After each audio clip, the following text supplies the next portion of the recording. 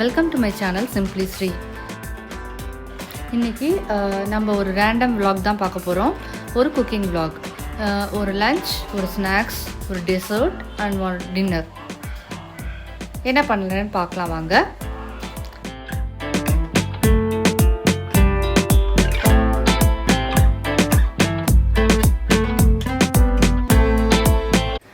இன்றைக்கி லஞ்சுக்கு அவியல் பண்ண போகிறேன். அதுக்காக ஃப்ரீசர்லேருந்து மொச்சையும் துவரையும் எடுத்து வச்சுருக்கேன்.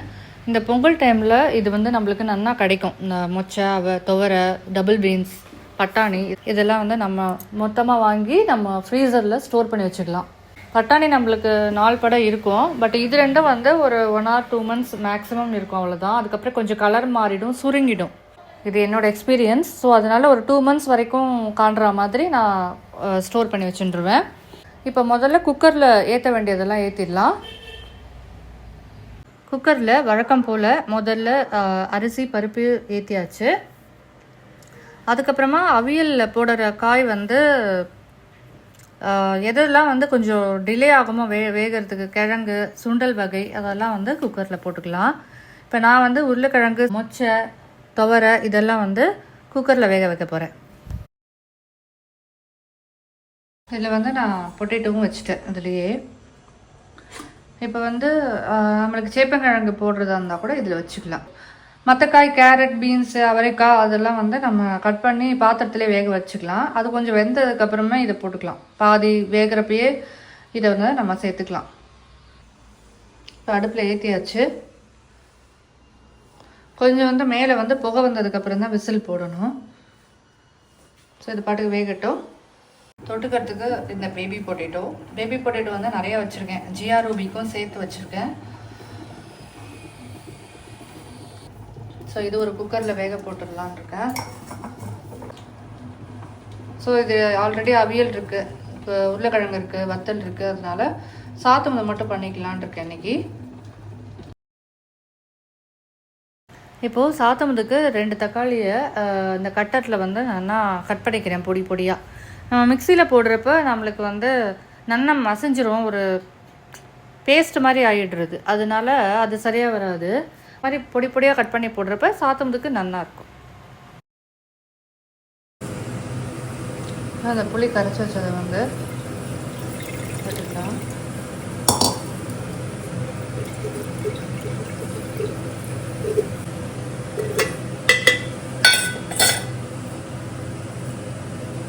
இப்போது இந்த புளி ஜலத்தில் நம்ம கட் பண்ணி வச்ச தக்காளியை சேர்த்துக்கலாம். இதுக்கு தேவையான உப்பையும் போட்டுட்டு இதுக்கப்புறம் பொடி போடணும். நம்ம சாத்துமுது பொடி தனியாக அரைச்சி வச்சுருந்தோன்னா அதை ஆல்ரெடி நம்ம வறுத்து வச்சுருப்போம். அதனால் இந்த குழம்பு, தக்காளி எல்லாம் கொஞ்சம் அந்த பச்சை வாசனை போக கொதிச்சதுக்கு அப்புறமா அந்த பொடியை சேர்த்துக்கலாம். இப்போ நான் குழம்பு பொடி தான் சாத்துமுதுக்கும் யூஸ் பண்ண போகிறேன். அப்படியும் பண்ணலாம். அந்த மாதிரி பண்ணுறப்போ கொஞ்சம் சாத்துமுது பொடி அளவுக்கு இல்லாமல் ஒரு கொஞ்சம் கம்மியாக குழம்பு பொடியை சேர்த்துக்கணும். அதை ஆரம்பத்திலே சேர்த்துடலாம். இப்போ நான் இந்த குழம்பு பொடியை இதில் சேர்த்துக்கிறேன்.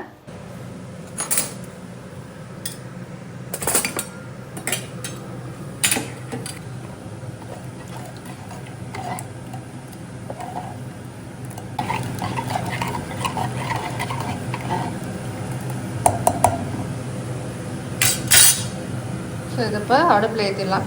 சொம்பில் நம்ம சாத்தம் வைக்கிறப்ப எல்லாத்தையும் போட்டுட்டு அதுக்கப்புறம் தான் அடுப்பில் ஏற்றணும். பக்கத்துலேயே இருந்து கையோடு அது கொதிச்ச உடனே ஆஃப் பண்ணிடணும். அது வச்சுட்டு போயிட்டு அது குறைஞ்சி போயிட்டுன்னா இது உருக ஆரம்பிச்சிடும், அந்த பாத்திரம் ஓட்டையாயிடும். இப்போ இது கொஞ்சம் கொதிக்க ஆரம்பித்த உடனே நம்ம கருவேப்பிலையும் பெருங்காயமும் சேர்த்துக்கலாம். இது கொஞ்சம் கொதிச்சுட்டு உங்களுக்கு அந்த பொடி வாசனையெல்லாம் போயிடுத்து. நான் இங்கே பருப்பு ஜலம் வச்சுருக்கேன். இதை வச்சு நம்ம உலாவிடலாம்.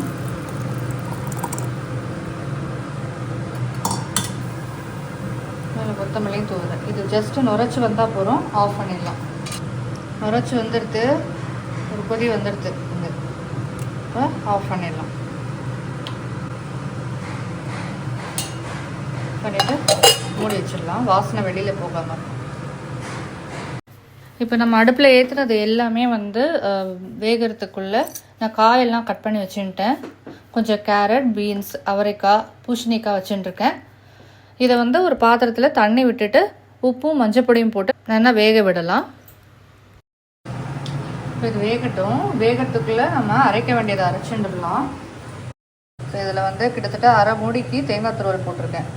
3 பச்சை மிளகாய், வீட்டிலேயே காய்ச்ச பச்சை மிளகாய், காரத்துக்கு தகுந்த மாதிரி பச்சை மிளகாய் சேர்த்துக்கோங்க. நம்ம வேகிறதுக்கு மட்டும்தான், காய் வேகிறதுக்கு மட்டும்தான் உப்பு போட்டிருக்கோம். ஸோ இது கொஞ்சம் உப்பு சேர்த்துக்கலாம். 1 ஸ்பூன் ஜீரகம் சேர்த்துருக்கேன். அவ்வளோதான். இதை நான் அரைச்சிக்கலாம்னா காய் வெந்துடுத்துப்போ அந்த மொச்சை துவரை எல்லாம் போட்டேன். இப்போ உருளைக்கிழங்கையும் போடுப்பேன். ஒரு கிளறி விட்டுட்டு என்ன பண்ணலான்னா, நம்மளுக்கு அந்த அரைச்ச விழுதோடு சேர்த்து தேங்காய், ஜீரகம், பச்சை மிளகாய் அரைச்சி விட்ருக்கோம் இல்லையா, அந்த அரைச்ச விழுதை வந்து இதை விட்டு அதோடு சேர்ந்து கொதிக்கணும். அப்போ தான் அதில் உள்ள அது எல்லாம் அதோட டேஸ்ட் எல்லாம் இதில் வந்து வரும் காயில். இது கொஞ்சம் கொதிக்கட்டும். சிம்மில் கொஞ்சம் அடுப்பு வந்து கொஞ்சம் லோ டு மீடியமில் வச்சுட்டு அது கொஞ்சம் கொதிக்கட்டும். இந்த ஈயப்பாத்திரம் யூஸ் பண்ணுறப்போ இடுக்கிக்கு பதிலாக துணி யூஸ் பண்ணிக்கோங்க. இங்கேயுமே இந்த சாத்தம் இருக்கிற பாத்திரத்துலேயுமே வந்துல சூடாக இருக்கிறப்ப இடுக்கியை பிடிச்சிங்கன்னா இந்த மாதிரி வளைஞ்சு போடும். நான் ஒரு தடவை தெரியாமல் பிடிச்சதான் அப்படி ஆகிடுது. அப்புறம் தான் என் அம்மா சொன்னாங்க, இது மாதிரி கரண்டி இப்போ கூட மரக்கரண்டியாக யூஸ் பண்ணிக்கணும். அப்போ தான் ஸ்க்ராட்ச் விழாமல் இருக்கும். இல்லைன்னா அடிக்கடி இந்த டின் கோட்டிங் கொடுக்குற மாதிரி இருக்கும். தயிர் எடுத்து வச்சுருக்கோம். இதில் வந்து பைண்டிங்க்கு வந்து அரிசி மாவு கொஞ்சம் போட போகிறேன். 1 ஸ்பூன் 2 ஸ்பூன் நம்மளுக்கு தேவையான குவான்டிட்டிக்கு தகுந்த மாதிரி போட்டுக்கலாம். இல்லைன்னா என்ன ஆகும் அப்படின்னா, வெறும்னா தயிர் விட்டு மிக்ஸ் பண்ணலாம். அப்படி அப்படின்னா தயிர் தனியாக ஓடும், காய் தனியாக இருக்கும். அப்படி இல்லாமல் சேர்ந்தா மாதிரி இருக்கிறதுக்கு இந்த அரிசி மாவை வந்து போடணும். அது என்ன கொதிச்சுட்டு திக்காக ஆகிடுது பாருங்கள். இப்போ நம்ம கரைச்சி வச்சுருக்கோம் இல்லையா, அந்த தயிரை வந்து விட்டுட்டு சும்மா ஒரு கொதி வந்தால் போகிறோம். அது ரொம்ப கொதிக்க வேண்டாம். ரொம்ப கொதிச்சா வந்து நீர்த்து போயிடும். இப்போ இதுக்கு தாளிக்கிறதுக்கு தேங்காய் எண்ணெயில் கடுகும் கருவேப்பிலையும் தாளிச்சிடலாம். என்கிட்ட கருவேப்பிலை ஆயிடுது, அதனால நான் கடுகு மட்டும்தான் தாளிக்கிறேன். இதுக்கு தேங்காய் எண்ணெய் தான் யூஸ் பண்ணணும், அப்போ தான் டேஸ்ட்டாக இருக்கும். அவியல் சூப்பராக ரெடி ஆகிட்டு பேபி பொட்டேட்டோ ஃப்ரை பண்ணிடலாம். கடுகு, உளுத்தம்பருப்பு, பெருங்காயம் தாளிச்சிருக்கேன். பேபி பொட்டேட்டோவை 2ஆக கட் பண்ணி போட்டுக்கிறேன். முழுசாக போடுறதா இருந்தால் நம்ம வந்து அதில் வந்து ஒரு ஊசி வச்சு எல்லாத்துலேயும் ஒரு ஹோல் மாதிரி குத்திக்கணும். அப்போ தான் அதில் வந்து உப்பு காரம் டேஸ்ட்டு இறங்கும். வந்து உப்பு, மஞ்சள் தூள், மிளகாத்தூள், அப்புறம் அரிசி மாவு போட்டிருக்கேன். அரிசி மாவு போட்டிருப்ப நம்மளுக்கு அந்த முறுமுறுன்னு வரும். இப்போ இதெல்லாத்தையும் சேர்த்து நல்லா வதக்கி எடுக்க வேண்டியது தான். இப்போது இது ஆகிறதுக்குள்ளே சைட் பை சைடு வத்தலும் பொரிச்சு எடுத்துடலாம்.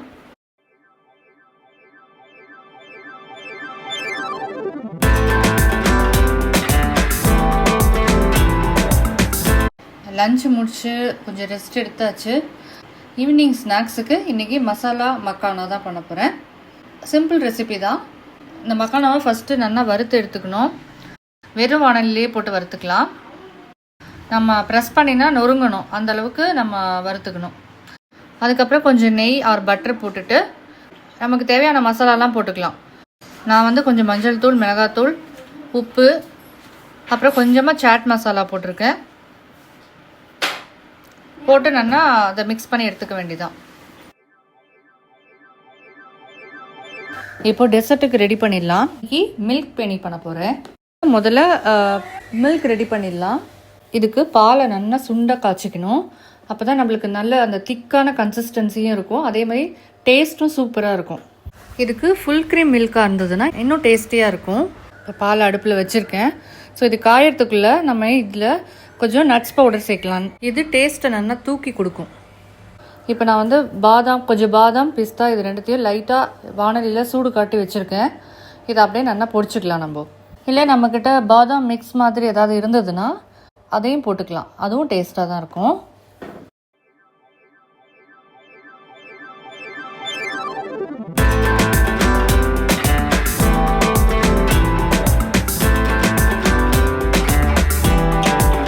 இப்போ பால் நல்லா சுண்டி வந்திருக்கு, நல்லா திக்காக இருக்குது பாருங்கள். இப்போது இந்த ஸ்டேஜில் நம்ம குங்குமப்பூ சேர்த்துக்கலாம் கொஞ்சம். இப்போது இதில் வந்து நம்ம ஸ்வீட்டுக்கு தகுந்த மாதிரி சர்க்கரை போட்டுக்கலாம். வைக்கிறப்பயே கொஞ்சம் வாசனைக்கு ஏலக்காவை நசுக்கி சேர்த்துக்கலாம்.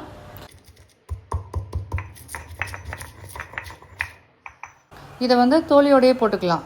முதல்ல அது கொஞ்சம் கொதிச்சதுக்கு அப்புறமா நம்ம தோலியை மட்டும் அப்புறமா எடுத்து போட்டுக்கலாம். அப்போ தான் வந்து நல்ல வாசனை தூக்கி கொடுக்கும். அது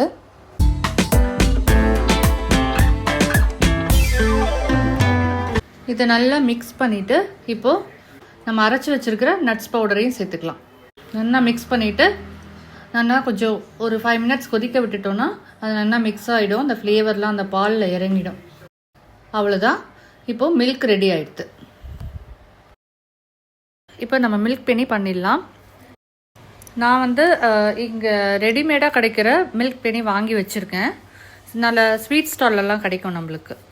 இதை வந்து நம்ம வீட்லேயும் செஞ்சுக்கலாம். அது கொஞ்சம் டைம் கன்சியூமிங் ப்ராசஸ். நம்ம இன்ஸ்டண்ட்டாக இப்போ திடீர்னு சாப்பிடணும் போல் இருக்குன்னா நம்ம டக்குன்னு இதை வாங்கிட்டு வந்து வச்சுருந்தோன்னா நம்ம மில்க் மட்டும் ரெடி பண்ணி அப்படியே நம்ம போட்டு சாப்பிட்டுக்கலாம். அப்படி வேணும்னா சொல்லுங்கள், நான் கமெண்ட்டில் சொன்னீங்கன்னா நான் இந்த மில்க் பேனி பண்ணுற ப்ராசஸையும் பண்ணி வீடியோ எடுத்து போடுறேன்.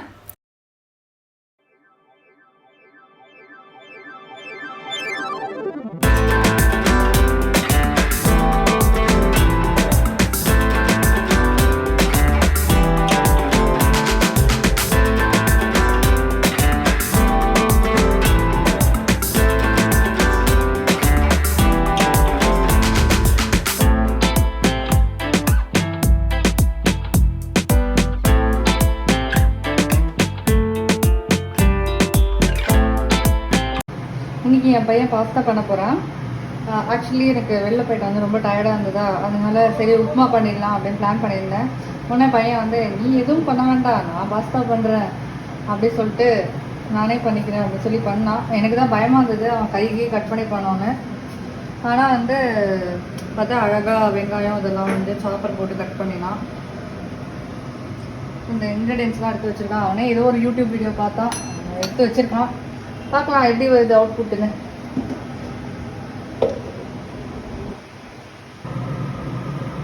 இங்கே வந்து பாஸ்தா கொதிச்சுட்டு இருக்கு. இதில் சர்வ் பண்ண போகிறோம். அப்புறம் கடைசியில் ரெண்டுத்தையும் மிக்ஸ் பண்ண வேண்டியதுதான். வாங்க பார்க்கலாம்.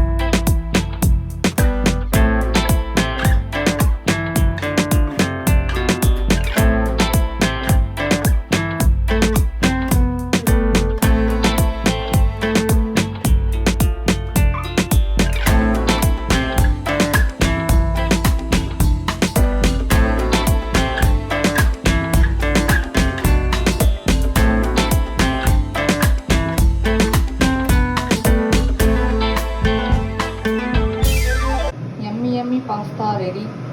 இதுக்கு மேலே வேணும்னா நம்ம சீஸை ஆட் பண்ணிக்கலாம். சும்மா சொல்லக்கூடாதுங்க, பாஸ்தா அவ்வளோ டேஸ்ட்டாக இருந்தது. நீங்களும் ட்ரை பண்ணி பாருங்கள். இதோட இந்த விலாகை முடிச்சுக்கிறேன். இந்த வீடியோ உங்களுக்கு பிடிச்சிருந்தா மறக்காமல் நம்ம சேனலை சப்ஸ்கிரைப் பண்ணுங்கள். உங்கள் ஃப்ரெண்ட்ஸ் அண்ட் ஃபேமிலிக்கு ஷேர் பண்ணுங்கள். கூடிய சீக்கிரம் நெக்ஸ்ட் வீடியோவில் உங்களை நான் மீண்டும் சந்திக்கிறேன். அது வரைக்கும் பாய்.